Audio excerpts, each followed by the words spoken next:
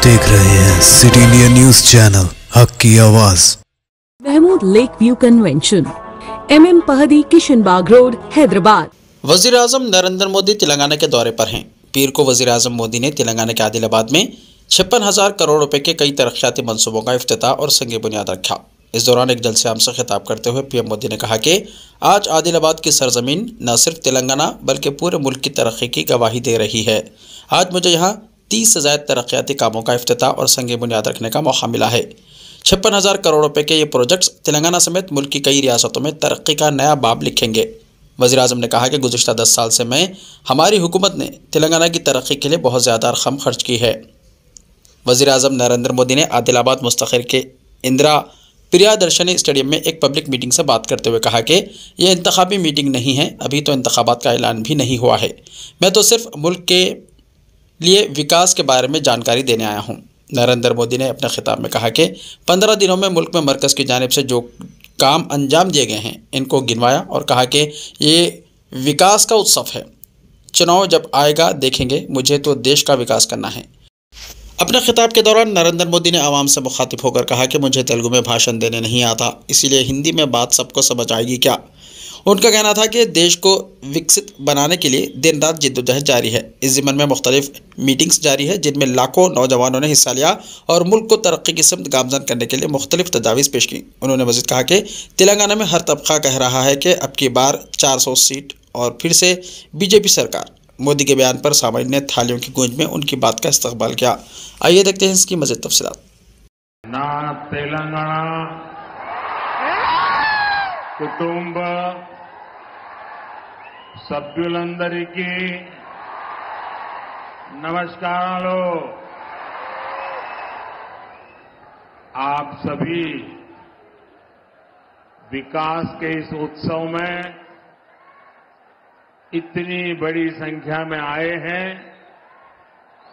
हम सभी आपके बहुत बहुत आभारी हैं। अभी से कुछ देर पहले मैंने तेलंगाना और देश के विकास से जुड़ी हजारों करोड़ रुपए की विकास परियोजनाओं का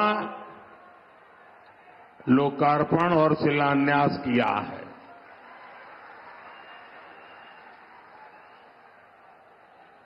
कुछ लोग आदत से मजबूर होते हैं, मेहनत करने की कुछ आदत भी कम होती है और इसलिए बड़ी सरल भाषा में कह देते हैं कि ये तो चुनावी सभा है। मेरे भाइयों बहनों और मेरे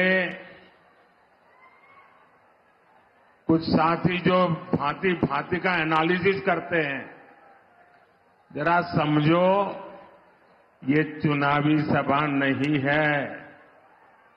चुनाव की तो अभी घोषणा भी नहीं हुई है।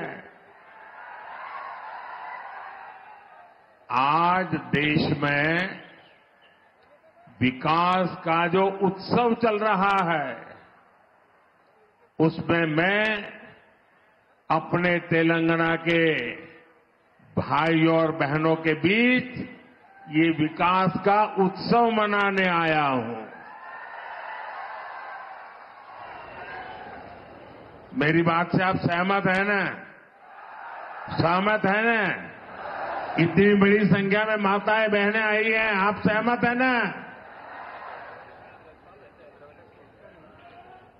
मैं हिंदी बोलूंगा तो चलेगा ना? क्योंकि मैं तेलुगु में भाषण नहीं कर सकता हूं, लेकिन ये आपका प्यार है कि आप मेरी बात सुनना भी चाहते हैं, समझने का प्रयास भी करते हैं और फिर भी इतना प्यार देते हैं, इतना आशीर्वाद देते हैं। मैं आपका बहुत आभारी हूं। साथियों, बीजेपी की केंद्र सरकार किस स्पीड से और कितने बड़े स्केल से विकास उत्सव मना रही है, ये बताने के लिए मैं आपको और देश को, और ये जो बार बार चुनाव लिखते हैं ना, उनको खास मैं 15 दिन का हिसाब देता हूं। दे दूं आपको? मेरा 15 दिन का हिसाब दे दूं? देखिए 15 दिन में क्या क्या हुआ। 15 दिन में 2 IIT, एक IIIT DM, 3 IIM और एक Indian institute of skills IIS, इसके कैंपस का लोकार्पण हुआ। 15 दिन में देश के अलग अलग राज्यों में 5 एम्स का लोकार्पण हुआ। 15 दिन में किसानों के लिए दुनिया की सबसे बड़ी स्टोरेज स्कीम शुरू हुई। 15 दिन में 18,000 कोऑपरेटिव्स के कंप्यूटराइजेशन के काम पर पूरा होने का लोकार्पण हुआ। 15 दिन में सिंदरी में देश के बड़े खाद कारखाने का लोकार्पण हुआ। 15 दिन में भारत के सबसे लंबे केबल आधारित ब्रिज का लोकार्पण हुआ है। 15 दिन में रेलवे से जुड़ी 2000 से अधिक परियोजनाओं का शिलान्यास और लोकार्पण हुआ। 15 दिन में ही ऑयल और गैस सेक्टर से जुड़े 1.5 लाख करोड़ रुपए से ज्यादा के प्रोजेक्ट देश को मिले हैं। 15 दिन में ही केजी बेसिन में फर्स्ट ऑयल का लोकार्पण हुआ है। वहां से निकले कच्चे तेल के पहले टैंकर को हरी झंडी दिखाई है। 15 दिन में ग्लोबल टेक्सटाइल इवेंट का उद्घाटन हुआ है।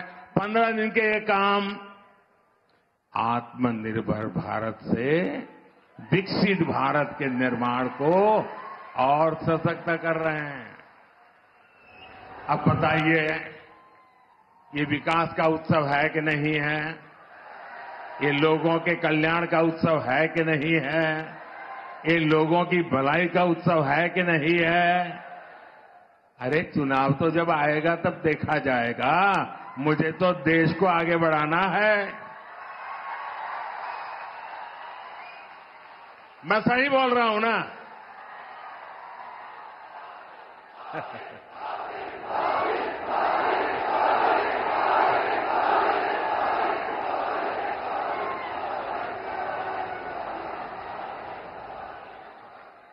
साथियों, कल भी मैंने, अब आप देखिए, ये चुनाव करते हैं, जरा देखिए, दिमाग खपाइए।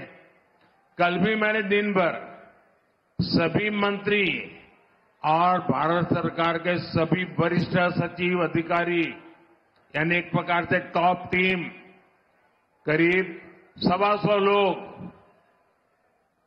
पूरा दिन भर उनके साथ बैठा और क्या किया? चुनाव की चर्चा नहीं की। वहां मैंने विकसित भारत निर्माण के लिए एक्शन प्लान पर एक एक मुद्दे की बारीकी से चर्चा की। विकसित भारत के एक्शन प्लान पर देश भर में 15 लाख लोग अब तक अपने सुझाव दे चुके हैं। 3,75,000 से ज्यादा स्टेक होल्डर्स अब तक इसमें सक्रिय रूप से जुड़े हैं। विकसित भारत के विजन को लेकर करीब 3,000 मीटिंग हो चुकी है। 3,000 मीटिंग देश को विकसित बनाने के लिए दिन रात काम। करीब 1200 यूनिवर्सिटीज ने इसमें हिस्सा लिया है। बड़ी बात यह है कि इनमें अब तक करीब 11 लाख युवाओं ने हिस्सा लिया है, अपने मौलिक सुझाव दिए हैं, जो हमारे युवा विकसित भारत के सबसे बड़े निर्माता और सबसे बड़े लाभार्थी, ये हमारी बहुत बड़ी ताकत है। राष्ट्र के विकास के लिए भाजपा का यही कमिटमेंट है, जिसके कारण तेलंगाना के भी लोग पूरे जोश से कह रहे हैं। तेलंगाना के गांव-गांव से आवाज आ रही है। नौजवान भी बोल रहा है, बुजुर्ग भी बोल रहे हैं, महिलाएं भी बोल रही हैं, शहर वाले भी बोल रहे हैं, किसान भी बोल रहा है, मजदूर भी बोल रहा है। अब की बार 400 पार, अब की बार 400 తట్టాలి। బీజేపీకి ఓటు వేయాలి। साथियों, ये धरती रामजी गोंड और कोमाराम भीम जैसी महान विभूतियों की धरती है। आजादी के इतने दशकों तक तेलंगाना की इस धरती ने, उन्होंने जो योगदान दिया, उस योगदान को कभी सम्मान नहीं दिया गया। 2014 के बाद बीजेपी की केंद्र में सरकार ने तेलंगाना के विकास को, आदिवासी समाज के सम्मान को इतना महत्व दिया। आप मुझे बताइए, क्या बीजेपी सरकार आने से पहले कोई कल्पना कर सकता था कि एक आदिवासी महिला देश की राष्ट्रपति बनेगी? कोई कल्पना कर सकता था? पहले कभी लगता था कि ऐसा हो सकता है? क्या कोई कल्पना कर सकता था कि भगवान बिरसा मुंडा के जन्मदिन को राष्ट्रीय पर्व के रूप में मनाया जाएगा? आदिवासियों के विकास के लिए देश में अलग मंत्रालय बनाने का काम बीजेपी सरकार ने ही किया था। आजादी की लड़ाई में जनजातीय समाज के योगदान को समर्पित म्यूजियम बनाए जा रहे हैं। ये काम भी केंद्र की बीजेपी सरकार ने शुरू किया है। हैदराबाद में जो म्यूजियम बन रहा है, हमने उसका नाम रामजी गोंड के नाम पर रखा है। साथियों, आदिवासी समाज को सम्मान मिले, ये परिवारवादी पार्टियों को बर्दाश्त नहीं हो सकता। हमने जनजातीय समाज के लिए जब भी फैसले किए, इन्होंने उन फैसलों का विरोध करने का कोई मौका नहीं छोड़ा है। साथियों, बीजेपी आदिवासी कल्याण को, आदिवासी गौरव को सर्वोच्च प्राथमिकता देते हुए काम कर रही है। आदिवासी समाज में भी जो लोग अति पिछड़े हैं, जो अब तक विकास से वंचित हैं, उनके लिए बीजेपी सरकार ने पीएम जनमन योजना शुरू की। इस योजना पर 24,000 करोड़ रुपए से ज्यादा खर्च किए जाएंगे। इसका लाभ हमारे तेलंगाना के भी चेंचू, कोलम, कोंडारेड्डी, थोटी, ऐसी छोटी छोटी जो आदिवासी समाज की जातियां हैं, दूर दूर है, ये इनके लिए लाभ मिलने वाला काम है। तेलंगाना को Sammakka Sarakka central tribal university स्थापित की जा रही है।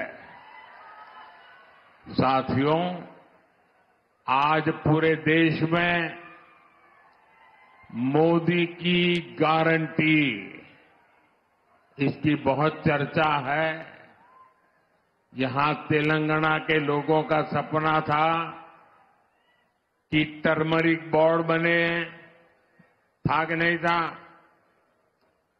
तेलंगाना के किसानों के लिए टर्मरिक बोर्ड अब एक सच्चाई बन चुका है कि नहीं चुका है? बन गया ना? मैंने कहा था कपास के किसानों की हर तरह से मदद करेंगे। बीजेपी सरकार ने कपास की एमएसपी में रिकॉर्ड वृद्धि की है। आज देश में 7 मेगा टेक्सटाइल पार्क बन रहे हैं। उनमें से एक मेगा पार्क तेलंगाना में बन रहा है। इसलिए लोग कहते हैं कि मोदी की गारंटी यानी गारंटी पूरी होने की गारंटी। మోదీ గ్యారంటీ అంటే గ్యారంటీగా పూర్తి అయ్యే గ్యారంటీ। साथियों, तेलंगाना के लोग ये जान चुके हैं कि परिवारवादी पार्टियों के चेहरे अलग हो सकते हैं, लेकिन चरित्र एक ही होता है। और ये चरित्र क्या है? 2 पक्की चीजें हैं उनके चरित्र में, एक झूठ, दूसरा लूट। तेलंगाना में जैसे टीआरएस के बीआरएस बनने से कुछ नहीं बदला था, वैसे ही बीआरएस की जगह कांग्रेस से आने से कुछ नहीं बनने वाला, क्योंकि एक ही चट्टे बट्टे के लोग हैं ये। बीआरएस ने अपनी सरकार में कालेश्वरम प्रोजेक्ट जैसे घोटाले किए। कांग्रेस की सरकार उस पर कार्रवाई करने के बजाय फाइलों को दबाकर बैठ गई। तुम भी भले हम भी भले, तुमने खाया मैं खाऊंगा, यही करते हैं। साथियों, भ्रष्टाचार, परिवारवाद और तुष्टीकरण में आकंठ डूबे इंडी गठबंधन के नेता बौखलाते जा रहे हैं। अब इन्होंने 2024 के चुनाव का अपना असली घोषणा पत्र निकाला है। मैं इनके परिवारवाद पर सवाल उठाता हूं तो इन लोगों ने बोलना शुरू कर दिया है कि मोदी का कोई परिवार नहीं है। अब तो कल ये कह देंगे कि तुम कभी जेल में तुझे सजा नहीं हुई इसलिए तुम राजनीति में नहीं आ सकते, ये भी कह देंगे। तेलंगाना के मेरे भाइयों बहनों, मेरा जीवन खुली किताब जैसा है।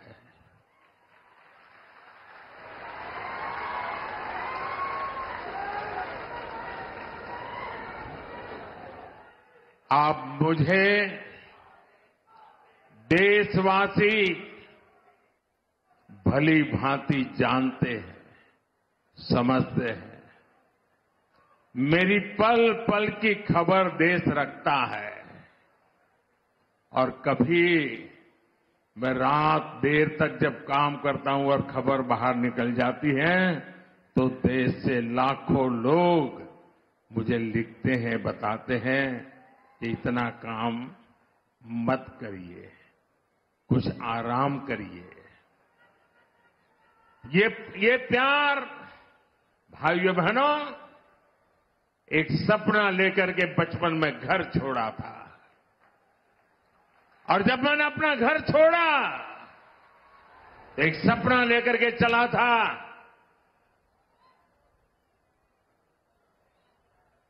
कि मैं देशवासियों के लिए जीऊंगा।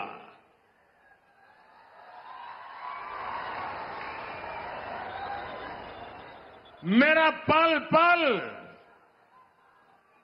सिर्फ और सिर्फ आपके लिए होंगे। मेरा कोई निजी सपना नहीं होगा, आपके सपने, यही मेरा संकल्प होगा। और जिंदगी खपा दूंगा तो आपके सपनों को पूरा करने के लिए, आपके बच्चों के भविष्य को उज्जवल बनाने के लिए। और इसलिए देश के कोटि कोटि लोग मुझे अपना मानते हैं, अपने परिवार के सदस्य की तरह मुझे प्यार करते हैं। और इसलिए मैं कहता हूं 140 करोड़ देशवासी, यही मेरा परिवार है। ये नौजवान, यही मेरा परिवार है। आज देश की करोड़ों बेटियां, माताएं, बहनें, यही मोदी का परिवार है। आज देश का हर गरीब, ये मेरे परिवार है। आज देश के कोटि कोटि बच्चे, बुजुर्ग, ये मोदी का परिवार है। जिसका कोई नहीं है वो भी मोदी के हैं और मोदी उनका है। मेरा भारत, मेरा परिवार, मेरा भारत, मेरा परिवार, यही भावनाओं का विस्तार लेकर के मैं सपनों को संकल्प के साथ सिद्ध करने के लिए आपके लिए जी रहा हूं, आपके लिए जूझ रहा हूं और आपके लिए जूझता रहूंगा।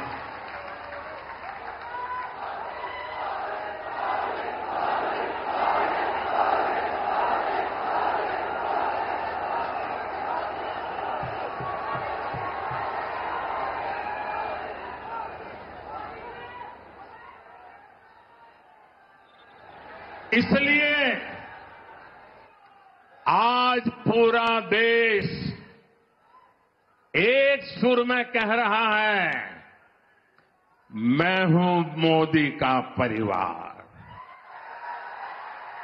मैं हूं मोदी का परिवार, नेने मोदी कुटुंबम। आप भी मेरे साथ बोलिए, मैं हूं मोदी का परिवार, मैं हूं, मैं हूं, मैं हूं, मैं हूं नेने मोदी कुटुंबम, नेने, नेने, नेने। साथियों, आखिर में मैं तेलंगाना के लोगों को, देश के अन्य लोगों का एक संदेश भी देना चाहता हूं और गर्व से भरे हुए लोगों को मैं कहना चाहता हूं, राम मंदिर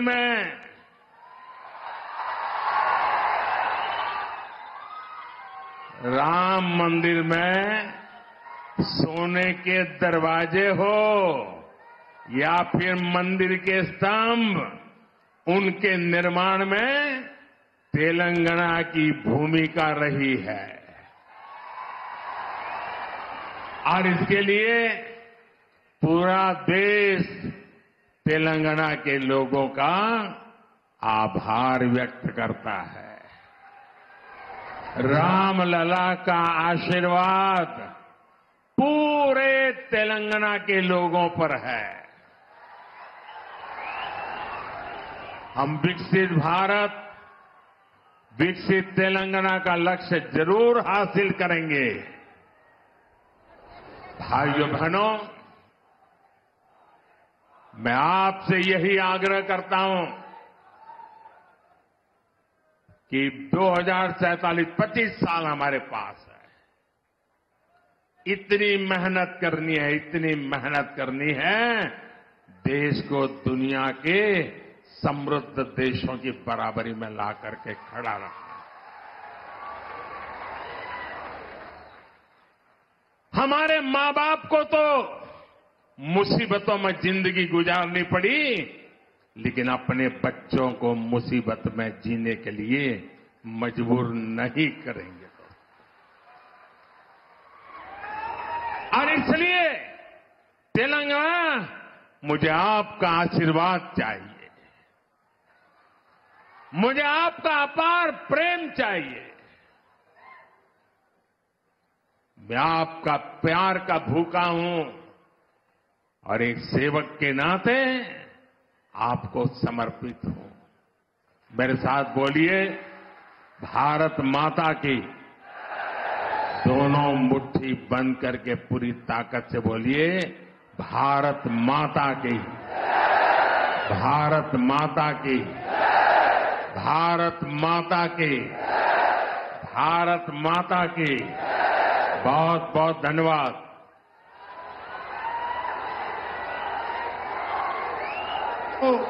నిలబడి మన స్థానంలో నిలబడి మోడీ గారికి ధన్యవాదాలు చెప్పాలి। रिश्ते तो अल्लाह की रजा से होते हैं, वो रब जो सब पर मेहरबान है। और इन लम्हों को खूबसूरत बना रहे हैं महमूद लेक व्यू कन्वेंशन, जहां आपके तमाम यादगार लम्हों की तकमील होती है। शादी, वलीमा, engagement party, birthday party, kitty party, anniversary parties, हकीका जैसे फंक्शंस के लिए महमूद लेक व्यू कन्वेंशन से जुड़े। जदीद और फुली एयर कंडीशन 200 से 800 मेंबर के लिए वासी इंतजाम। खूबसूरत लेक व्यू का नजारा लें महमूद लेक व्यू कन्वेंशन से। मयारी और खूबसूरत इंटीरियर और एक्सटीरियर, वासी parking, separate lift for ladies and gents. Mahmood lake view convention. Booking खुली है, हमसे राब्ता करें। MM Pahadi, Kishan Bagh road, Hyderabad.